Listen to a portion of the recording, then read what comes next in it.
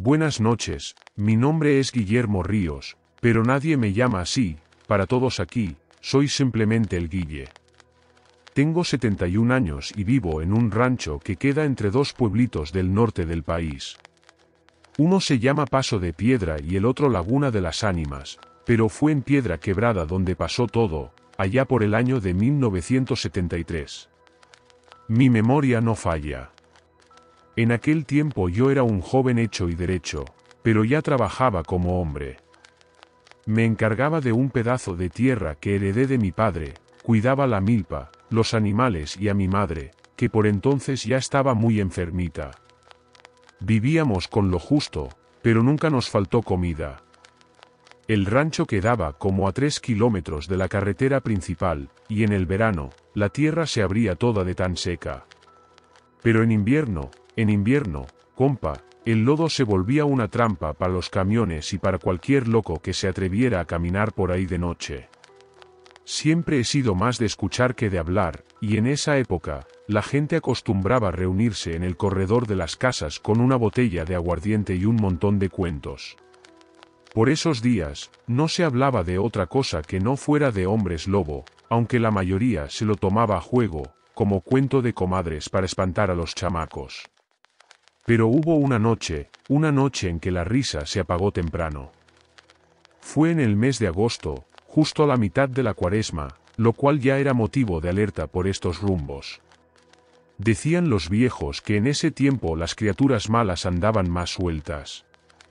La luna estaba casi llena y el calor era de esos que no dejan dormir.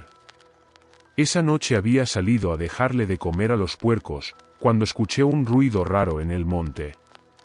Sonaba como algo arrastrándose, pero despacito, como si algo muy pesado se estuviera moviendo.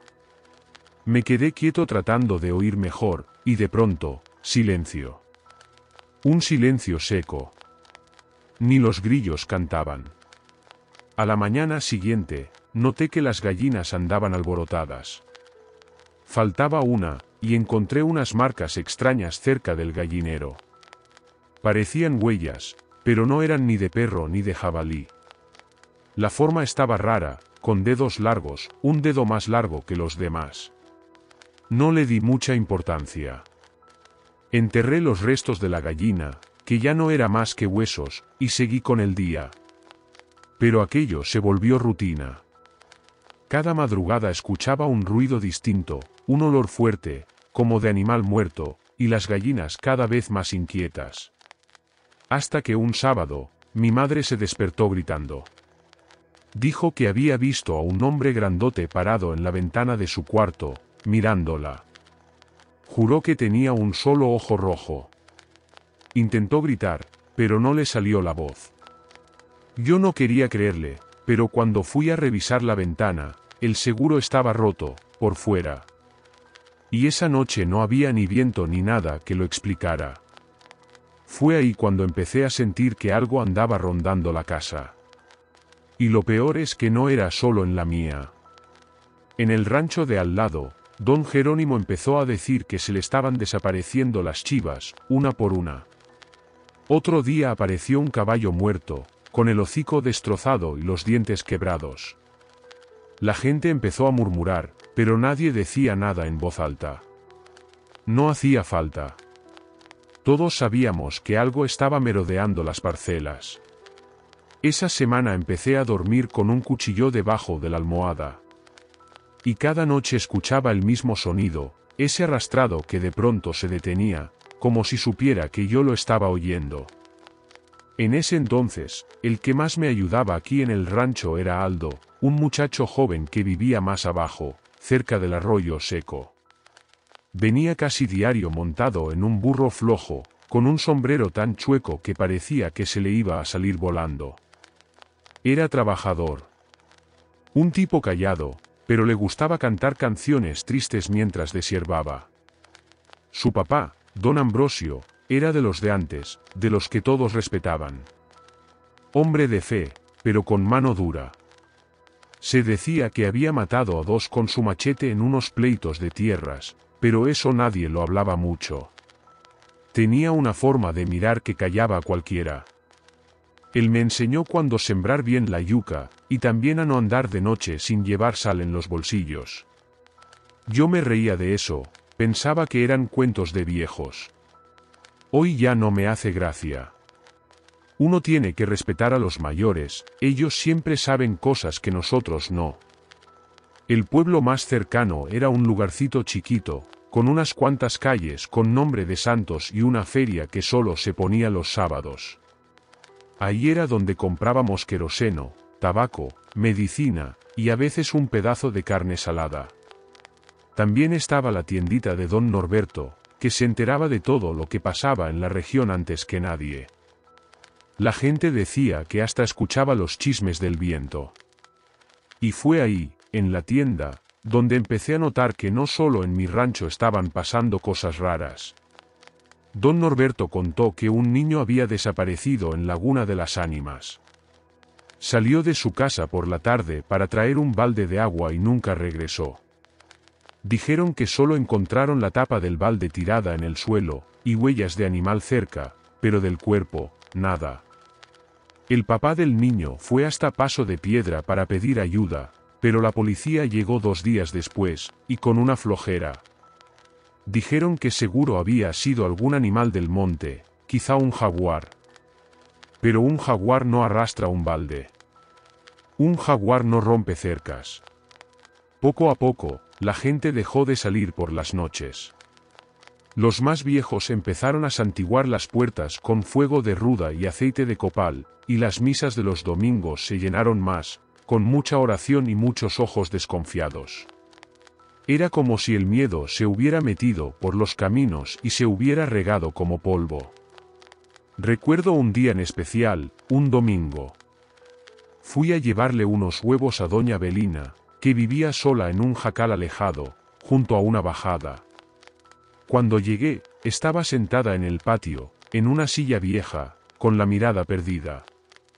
Me agradeció por los huevos y me habló bajito, como con miedo de que alguien la oyera. Hay algo raro, Luis, la naturaleza anda distinta. Los animales están espantados. Los perros ya no ladran, solo gruñen toda la noche. Aquello me puso la piel chinita. Y lo peor es que era verdad. Mis perros, que antes avisaban cualquier cosa que se moviera en el monte, ahora andaban raros. No ladraban, solo se quejaban quedito y se quedaban acurrucados cerca de la casa. Hasta que un día, uno de ellos desapareció. Así nomás, sin dejar rastro. Ni huellas en la tierra. Mi corazón se empezó a apretar. Fingía que no, pero sí, tenía miedo. Miedo de algo que no sabía cómo explicar. Miedo de lo que rondaba el monte. Miedo de lo que, tal vez, ya estaba más cerca de lo que imaginábamos. Pero la gota que derramó el vaso fue una noche de luna llena, cuando fui a sacar agua del pozo. Era el pozo más hondo, el que estaba cerca del corral de los puercos. En el camino pasé junto al tronco viejo de la ceiba, que mi papá decía que era un árbol de ánimas. Y ahí lo vi. No era un animal. Era una persona, o eso parecía. Era solo una silueta parada, grande, como si me estuviera esperando. Pero no se movía. Y cuando di un paso para atrás, desapareció en la oscuridad. No corrí, no grité. Solo me di la vuelta, despacito, y regresé a casa con las piernas temblando. Eso no podía ser normal. Ni los animales del monte caminan parados. Y si era un hombre, no era un hombre común. Antes de seguir, no olvides suscribirte si no lo has hecho. Y compartir este contenido para llegar a más personas. Y visitar nuestra tienda. Sigamos. Después de esa noche, allá junto a la ceiba, mi cabeza ya no tuvo paz. Fingía que todo estaba bien, seguía con la rutina, pero por dentro el nervio ya me tenía mal. Me despertaba con cualquier ruido, dormía con un cuchillo en la cintura, y los gallos, esos que siempre cantaban antes del amanecer, ahora guardaban silencio en la madrugada. Como si supieran que era mejor no hacer ruido. Fue en esa época que empezaron los cuchicheos más pesados. Ya no era solo historia de una bestia en el monte. Ahora se decía que alguien del pueblo ya no era solamente humano. Al principio pensé que era puro chisme de miedo. Pero cuando don Ambrosio vino a mi casa con el ceño fruncido y la voz apagada, entendí que la cosa ya iba para otro lado. Luis, me dijo, arrastrando un banco para sentarse despacio, ¿tú conoces bien al Zacarías, el de la carreta? Le dije que sí, que vivía pasando la portera grande. Entonces me contó que lo habían visto regresar de la carretera grande desnudo, y de noche. Venía lleno de tierra, con la espalda toda arañada, como si se hubiera arrastrado por el monte. Y lo peor, con los ojos rojos, Luis, rojos. Quien lo vio fue el sobrino de doña Damiana. Dijo que Zacarías se bajó de la carreta en seco, sin agarrar siquiera el montón de leña que había ido a cortar. Que nunca había visto a un hombre en ese estado. Me quedé callado. Conocía a Zacarías desde que éramos chamacos. Siempre fue raro, sí, pero nunca metió problemas. Vivía solo, no hablaba casi con nadie. Jalaba su carreta con sus caballos, entre el polvo y el monte. Eso se me quedó zumbando en la cabeza. Pero no fue lo único. Don Ambrosio siguió. 3 noches atrás, la perra recién parida del rancho de Bastián apareció, abierta. Como si alguien le hubiera rajado el vientre con la mano. Ahí quedó, tirada en el patio. Ni los cachorros se llevó. Solo por maldad, o por hambre. No sé. Las historias empezaron a repetirse. Cada semana, un animal desaparecido. Una cerca rota. Otro perro muerto. Y cuando la gente empezó a fijarse bien en los días, se dieron cuenta de que todo lo malo pasaba de jueves para viernes, siempre en luna menguante o llena, siempre igual, siempre en la misma zona. Zacarías se volvió como un espectro. Nadie le hablaba, pero todos lo vigilaban. Y lo peor era que parecía saberlo. Pasaba con su carreta callado, la cara tapada, solo el rechinar de la rueda rompiendo el lodo. Ni los perros le ladraban. Nomás bajaban la cabeza. Un día, Aldo llegó aquí todo nervioso. Me dijo que Zacarías lo paró en el camino, justo allá por la bajada de la cruz, y le preguntó si todavía venía diario pa' mi casa. Y le soltó, con una voz rara. Por estos rumbos, el monte se traga a quien no tiene juicio. Fue solo eso. Pero la forma en que lo dijo, como si fuera una advertencia, dejó a Aldo blanco como calorías. Desde ese día empecé a cargar la escopeta. Nunca fui de armas, pero agarré la Vega de mi papá, la dejé cargada en la cocina. Dormía ligero, un ojo cerrado, y el otro, atento a la oscuridad. A cada ruido me levantaba despacio y me asomaba por la rendija de la ventana. Y fue en una de esas noches, que lo vi. Eran casi las 12 cuando escuché a los puercos chillando. Pero un chillido feo, distinto. Fui al corredor y me quedé mirando hacia el corral. Estaba como a 30 metros de la casa, y lo único que lo alumbraba era la luz de la luna. Y ahí, justo en medio del lodo había una silueta agachada, el cuerpo todo encorvado, como si fuera un hombre en 4 patas, pero su forma no era humana. Se movía rápido, nervioso, como si estuviera desgarrando algo con las manos. No alcanzaba a ver todo, pero el sonido que salía de ahí era el de un animal. Un gruñido grueso, agitado, un ruido húmedo que me revolvió el estómago. El dedo me picó en el gatillo de la escopeta, pero me aguanté. Y fue entonces cuando se volteó. No le vi la cara, solo el brillo de los ojos, rojos, pequeños, encendidos como brasas. También me vio.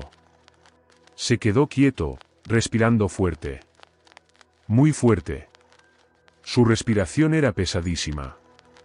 Y luego salió corriendo, en 4 patas, directo al monte, como si ya conociera el camino, como si se fuera pa' su casa. Esa noche no dormí. Me quedé sentado al filo de la cama, con la escopeta en las piernas y el corazón en la mano. Cuando empezó a aclarar el día, fui a ver el corral de los puercos. Había sangre por todos lados. 2 cerdos habían desaparecido. Uno tercero seguía ahí, a medio comer, con la panza abierta. No había señales de arrastre, solo unas marcas profundas en el suelo, como si algo muy pesado hubiera estado ahí. Pero caminaba distinto, con los talones levantados, los dedos marcando hondo. Eran huellas de humano, pero no lo eran. En la tienda le conté todo a don Norberto. Me escuchó en silencio, y luego me dijo: «Yo lo sabía. Eso que viste, Luis, no es cosa que uno deba enfrentar solo. Ve con don Ambrosio». Me regresé y fui directo a su rancho. Cuando llegué, estaba afilando un machete. No le pregunté nada. Él solo me miró y dijo: «Viste a la bestia, ¿verdad?». Asentí con la cabeza. Suspiró, limpió la hoja con un trapo y se metió a la casa. Regresó con un envoltorio de manta vieja, y sacó de ahí un rosario, y una vela negra. Esta vela yo nunca la he prendido. Solo se enciende en noche de sangre. Y creo que esta va a ser. Desde ese día empezamos a turnarnos. Uno dormía y el otro vigilaba. Le pusimos alambre a la parte de atrás de la casa, reforzamos las puertas con palos atravesados.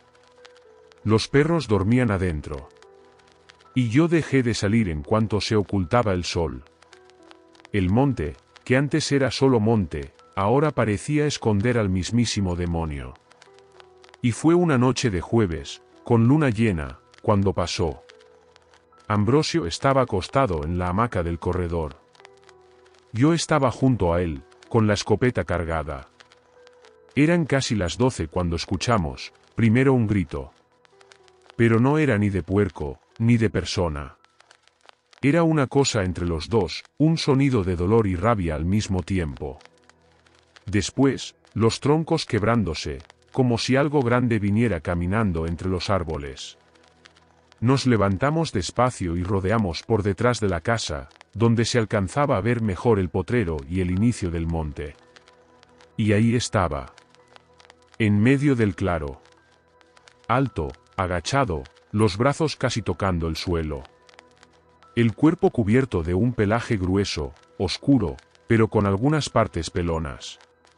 La cara era lo peor, mitad hombre, mitad animal. Hocico corto, ojos rojos, y la boca abierta, con dientes anchos, como si se estuviera riendo. Nos vio. No corrió. Solo se fue levantando despacito, y se puso de pie. Era más alto que cualquier hombre que yo haya visto. Hombros anchos. El pecho le roncaba como si llevara un motor adentro. Eso no lo olvido nunca, la respiración de esas criaturas, es algo que no se te borra. Ambrosio gritó: «Lárgate, hijo del diablo». Y disparó. El estampido cortó la noche.